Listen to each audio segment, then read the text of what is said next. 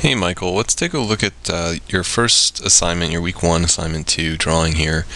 Um, this whole thing looks very, very good. The presentation is excellent. It's a great scan or great composite that you've gotten in. And I think overall things are looking really good. Technique looks very clean. Your colored pencil usage is also looking really good. I love what you're doing with these ones at the bottom.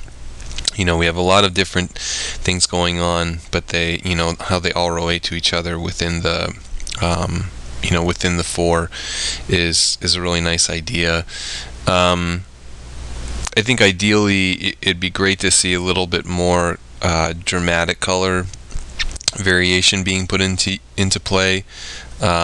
Really seeing what some pretty I think aggressive color pencil usage of different colors over top of the marker can do, although to be honest that's going to be a rare thing.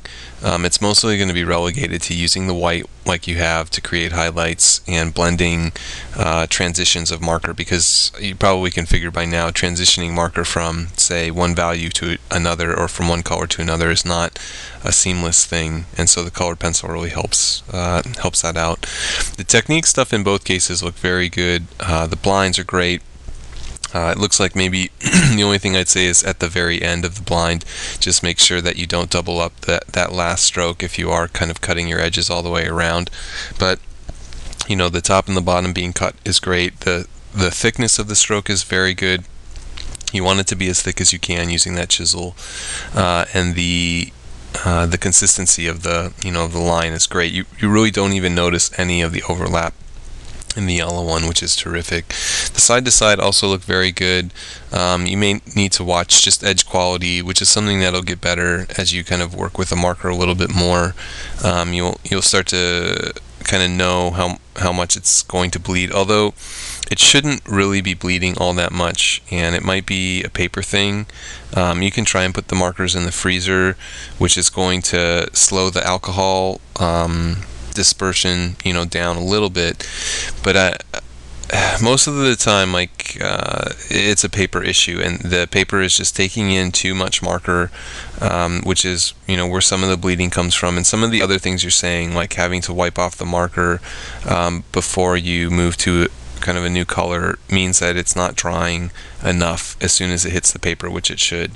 So you can think about, if you have the time and the money, obviously, check out different papers. There's a Bien Fang 360 paper, which really shows every single stroke of marker that you make. So a lot of people don't like it, but it's very crisp. Every kind of line you make is where it is. It doesn't spread out. It dries almost immediately.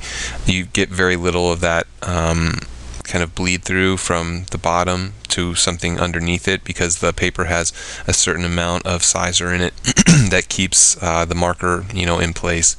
So you can look at it online. I've seen it for like a pad of 50 sheets for $15 or something, for a decent size 8x10s or 8.5x11s or something like that. So it might be something to take a look into.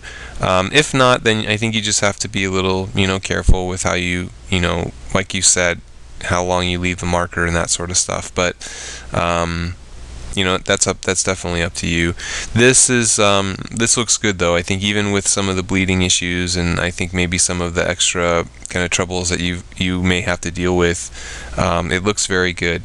Technique looks right where it needs to be. Colored pencil use looks excellent, and I think overall the presentation shows a really nice artistic eye and a really good head for presentation and quality. So definitely keep that stuff up, and we'll see you for your next one in a couple days.